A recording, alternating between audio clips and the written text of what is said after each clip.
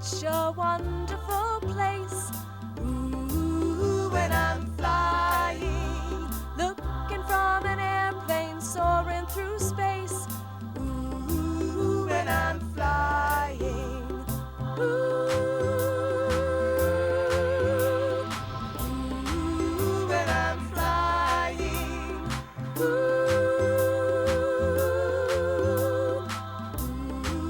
when I'm flying. Up where the sunlight meets the air, the people look little living way down there. The clouds look whiter and the sun seems brighter. Ooh, when I'm flying. Ooh, when I'm flying. Ooh,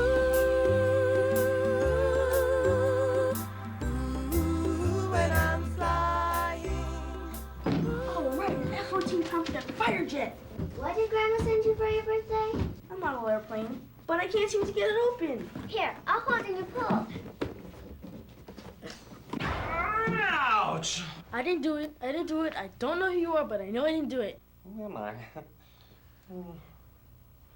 Oh. Oh, I'm Hard Hat Harry, the magical genie with the hard hat. Who are you? I'm Jimmy, and I'm 10, and this is my sister Katie. She's 8. Hi, what were you doing in there? Ooh, feeling really, really cramped. I started out wanting to know all I could about airplanes, but somewhere I took the wrong turn. 1 second. Left at Albuquerque, right at Los Angeles, left to Tijuana. Oh, anyway. And I ended up in there. Did you like airplanes too? Like 'em? Like 'em? Why, I practically invented them. You did? Really? Well, maybe invented them is too strong. But I was there when Wilbur and Orville made their first flight. Orville and who?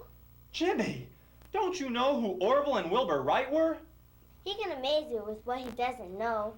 Well, what about you, Katie? Do you know who the Wright brothers were? What do you want from me? I'm only 8. Ooh. Well, to get a better appreciation of airplanes and what they do for us, I think you guys need to know their history. Hey, how would you guys like to travel back in time with me and see the first airplane that ever flew? You bet! Let's go! We're not gonna end up in there, are we? No. I learned my lesson the first time. Left at Albuquerque, right at Los Angeles, left Anchorage. But there's something missing. I know. My friends will never believe this. Forget your friends. I'm having trouble believing this. Let's see. Hocus pocus. No. 1 potato, 2 potato. Oh. Cross your fingers, close your eyes. Into the past we go to see machines that fly. Since the first man saw the first bird, he's wanted to fly. However, his first attempts at flight were sometimes humorous and almost always disastrous.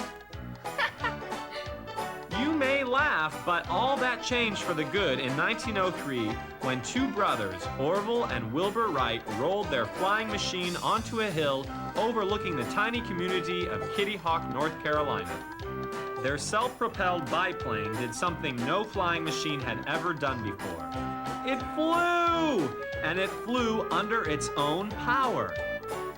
The first airplanes didn't look like anything we fly in today. They were made out of wood, cloth, and baling wire, and they were usually built by the pilots who flew them. Early pilots experimented with all types of designs. That doesn't look like it can fly. I wouldn't want to fly in that. Boy, that's Boy. funny looking.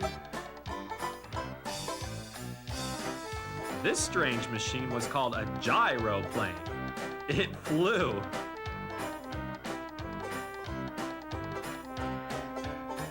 Believe it or not, this was one of the first passenger airplanes.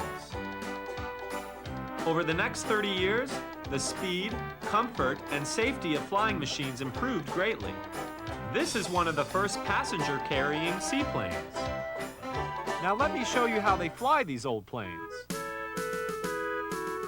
The pilot guides the airplane with something called a control stick.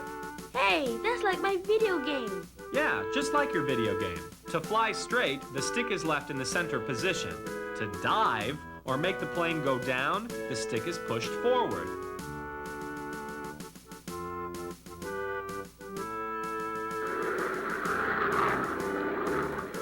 To climb or go up, the control stick is pulled back.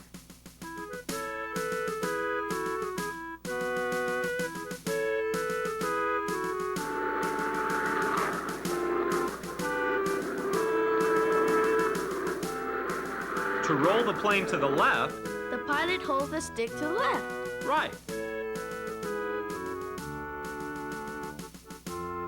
And to go right, The control stick is moved to the right. exactly.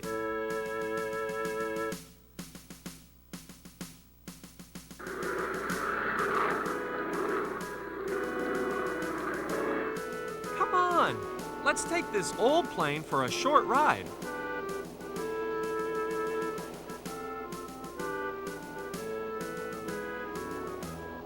Here we go!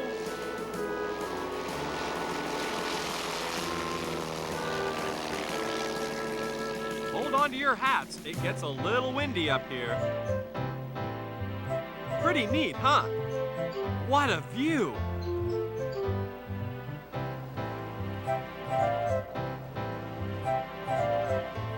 We're going in for a landing.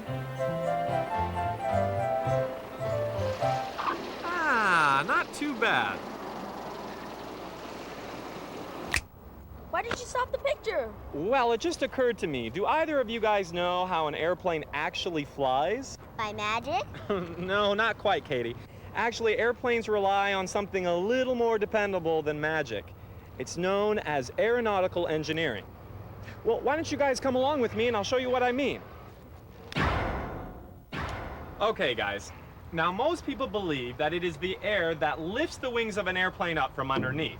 But that's only half true. The air doesn't lift the wings up, it sucks the wings up. What did he say?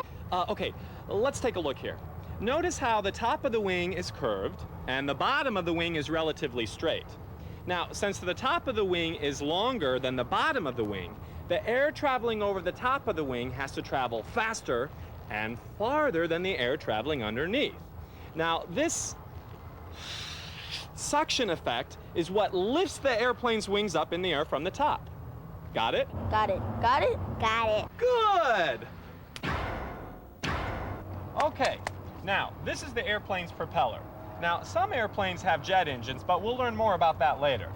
A propeller's job is to push air over the wing, and as you just learned, it's that action that causes an airplane to fly. Cool? Cool. Cool? Double cool. But I have another question. With so many airplanes flying, how do they keep from running into each other? Well, do you see that building over there? That's the control tower. Now, its job is to talk to the airplanes on the radio and give them directions on where they should be and where they should go. Let's take a look. Okay. Control towers use special equipment to locate, identify, and follow airplanes when they fly. But all that equipment is useless without this guy. Hello, my name is Ken Locke. I'm an air traffic control specialist at the Santa Barbara Air Traffic Control Tower. That's the large building on the airport at Santa Barbara. My job consists of talking to pilots in airplanes, and we talk to them as they depart the airspace, flying to various parts of the country, and we talk to them when they come and land. Our job is to keep them from hitting each other in the air, in the sky and on the ground. The green screens you see that are up here in the tower cab are the primary and secondary radar that we use. We use that. It sends out an electronic signal that sees the airplane in the sky and even much further away than we can see with our eyes. Using that system of radar, we can keep those airplanes separated from all the other airplanes in the sky. They come in, they land, they take off. Hi, I'm Ken Sharp, and I'm working the tower control position, and we use the light guns here in the tower to allow aircraft that have lost their radios to land or take off or go around, and several other actions that we may ask them to do. But it's kind of similar to a traffic signal. Red means stop or go around, and green means cleared to land, or takeoff, cleared for takeoff. So these aid us in assisting aircraft that have lost their radios and that aren't able to obtain a clearance through us through the frequencies. This is called a windsock or wind sleeve, and to the trained pilot, it indicates which direction the wind is blowing and how hard. The airline industry has come a long way since the Wright brothers first flew in 1903. All over the world, hundreds of airlines carry millions of people every day. Hundreds of times a day, jets like these crisscross America, carrying their passengers safely to their destinations. And as the flight controller in the tower explained, radar sees each plane so the flight controller knows where all the planes are. Then he tells each plane where to fly so it doesn't crash into another plane. Great, huh? Cool!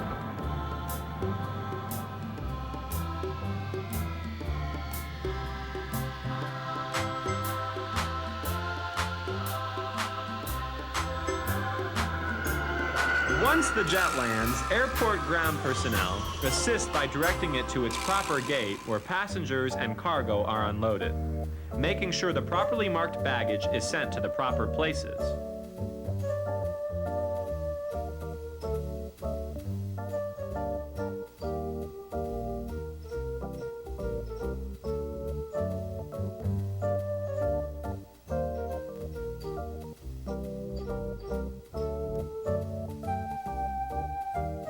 Then, the plane has a maintenance check and is refueled for its next flight.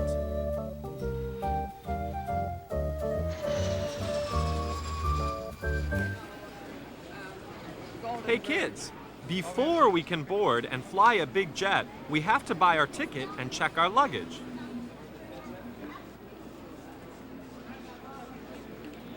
There goes my suitcase. They're going to load it on the plane. By the way, remember the propeller engine we looked at earlier? I remember. Me too. Well, this is a jet engine. While it's more powerful, it works on the same basic principle. The turning fans in the front of the engine suck in air, which in turn is ignited with fuel and forced out the back. This moves the plane forward, which in turn forces air over the wings, which in turn does what? It creates suction. And that suction lifts the airplane. Correcto mundo!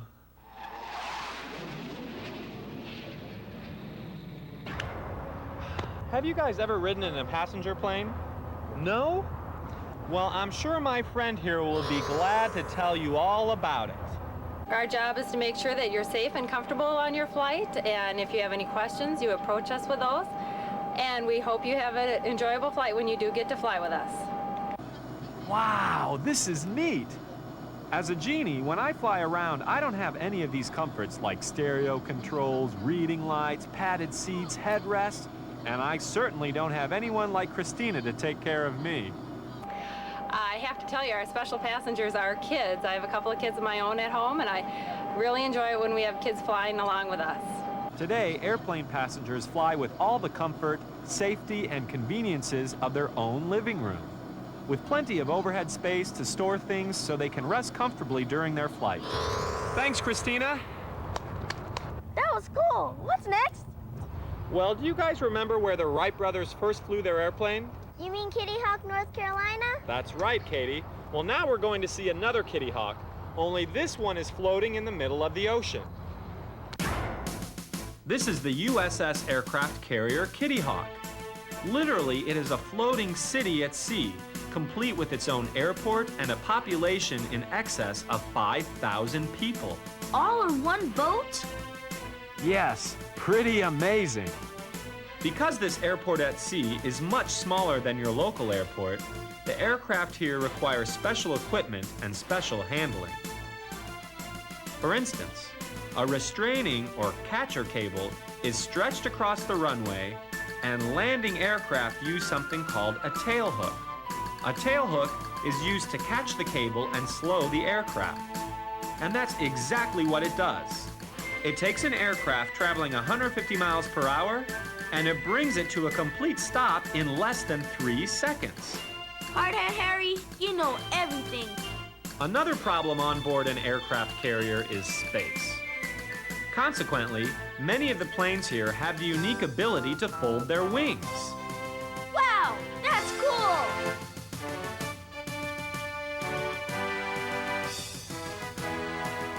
Also, airplanes on aircraft carriers don't take off, they're launched.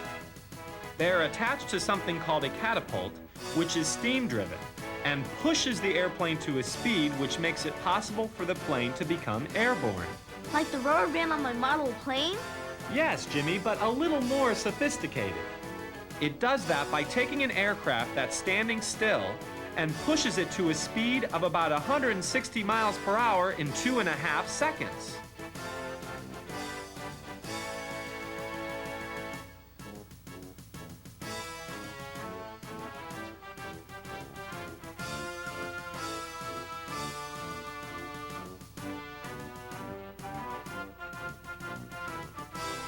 Aircraft carriers can carry about 80 airplanes of different sizes and capabilities.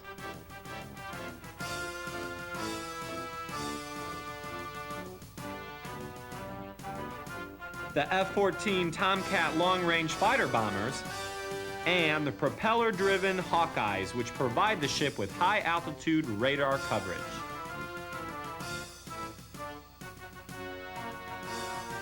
The A-6 Intruders with their distinctive in-flight refueling probes mounted on their nose. Most common are FA-18 Hornets. And like any airport, aircraft carriers have their own control tower, only here it's called flight operations. I want to fly a plane like that. Well, to fly that one, Katie, you'll have to join the Navy. Wow! Look, these planes are being refueled. When their missions require it, the Kitty Hawk's aircraft can be refueled in flight by airborne tankers like these.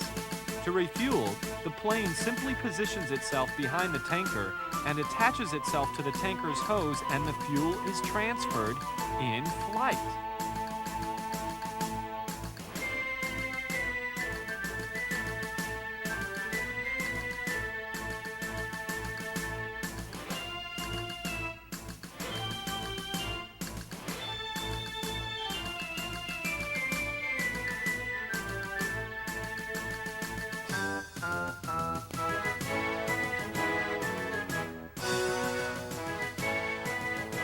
Boy, those pilots have to be exact.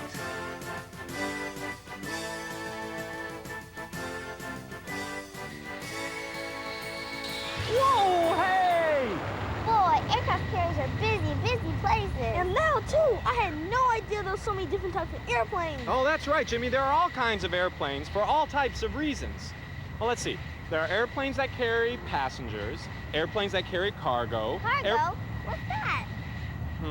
Well, do you remember the package that your grandmother sent to Jimmy? Well, that was sent cross-country by something called air freight, which is another name for cargo. Oh, hey, do you see that jet plane up there? That's carrying air freight. Do you want to go take a look? You bet. All right, let's go. You're looking at one of the largest commercial airliners ever made. But this airplane isn't carrying people, it's carrying packages.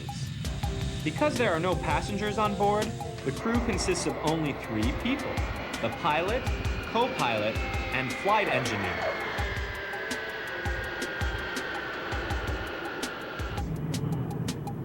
Cargo jets like this one circle the globe 24 hours a day, day and night, delivering packages in good weather or in bad. Because many businesses depend on these planes to deliver their packages, flight schedules are very important. Because work like this goes on around the clock, it's possible for someone in New York to send a package in the afternoon and have it delivered in California the next morning. Speed of delivery is very important in the freight business. So ground crews using special equipment quickly unload large containers full of packages like the one delivered to Jimmy. Boy, that's big. And And if you think that container is big, look at the inside of this airplane. Wow! What I can understand is how something that big could fly in the first place. Your question is quite understandable, Jimmy. It flies for the same reason the other airplanes we have seen fly. Aeronautical engineering. The only difference is because it carries more weight, it needs larger wings and bigger engines. But the principle of flying is the same. Of course, there are other differences as well. For instance, remember the flight control stick? Well, they have been replaced by a steering wheel called a yoke. And you move the yoke up and back or turn it to steer the plane. Single engines have been replaced by multi-engines controlled by throttles like these. And electronics now guide the aircraft through the skies. When I'm flying,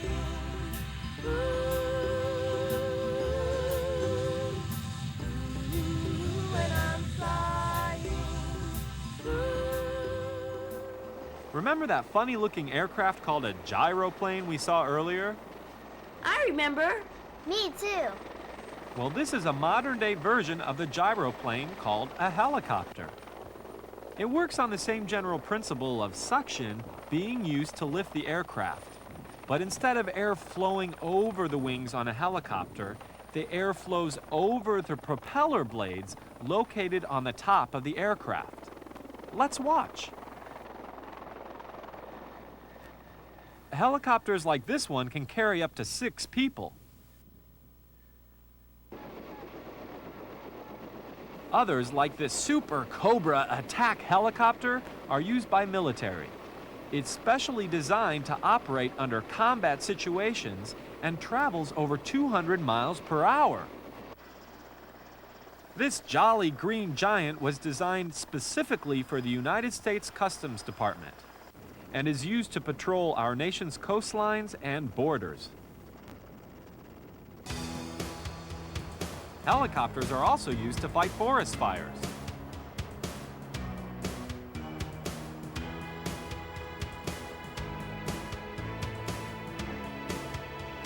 One advantage they have is that they can reach remote areas and deliver their firefighting liquid with a high degree of accuracy.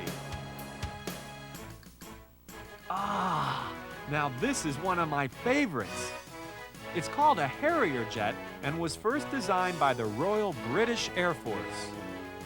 As you can see, although it looks and flies like a jet airplane, it can also hover over one spot just like a helicopter.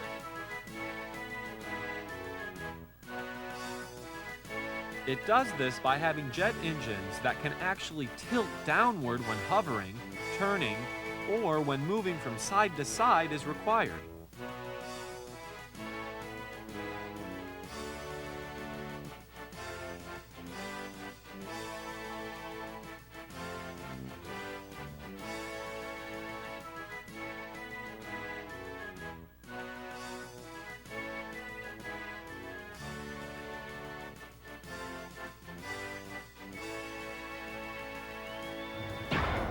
Wow, will you guys remember everything you learned today? For sure. I like the biplanes and the control tower.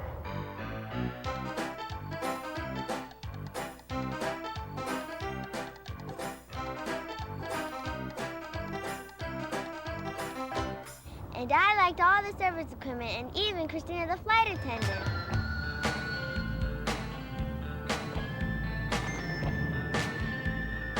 And don't forget all those Navy jets. They were cool.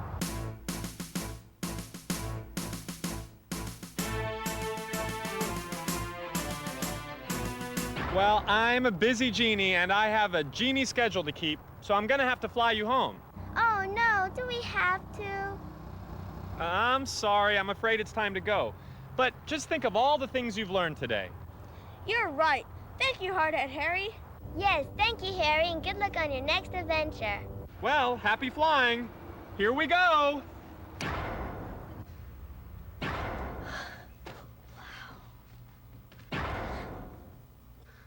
Was that that too much or what? Yeah. Let's tell Mom and Dad. Radical. Bye!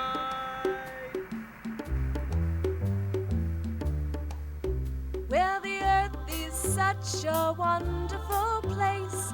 Ooh, when I'm flying, looking from an airplane, soaring through space.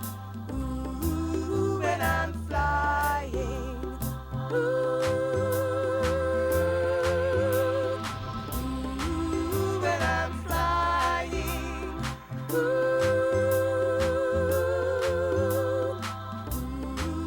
When I'm flying, up where the sunlight meets the air, the people look little living way down there. The clouds look whiter and the sun seems brighter. Ooh, when I'm flying. Ooh, when I'm flying. Ooh, when I'm flying. Ooh, when I'm flying. Ooh, when I'm flying.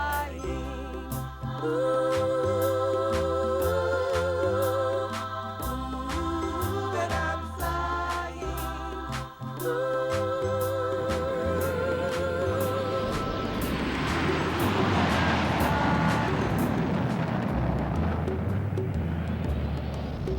Well, the earth is such a wonderful place.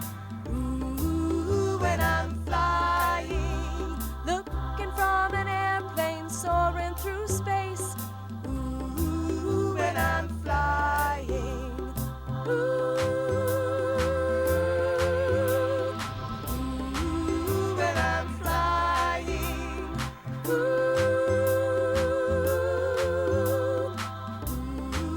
When I'm flying, up where the sunlight meets the air, the people look little living way down there. The clouds look whiter and the sun seems brighter.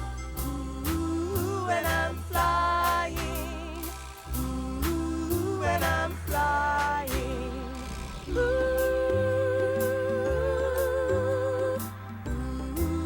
when I'm flying. Ooh, when I'm flying.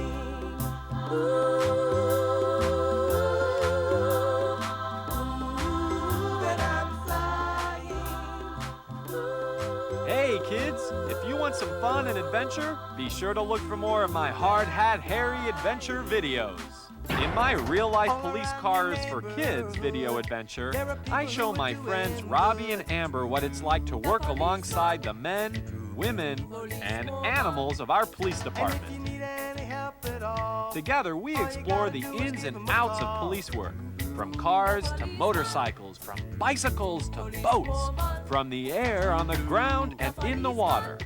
In real-life fire trucks for kids, I take Matt and Maya on a magical trip of a lifetime as we live the adventures of a real-life firefighter. From ladder trucks that stretch 100 feet into the air to powerful pumping trucks that spray thousands of gallons of water every minute, we'll see it all. We'll even travel with the firefighters as they go to battle a real fire. Each of my Hard Hat Harry videos promises to give you hours of entertaining fun and excitement. So watch for me, because I'll be watching for you. See you on our next adventure.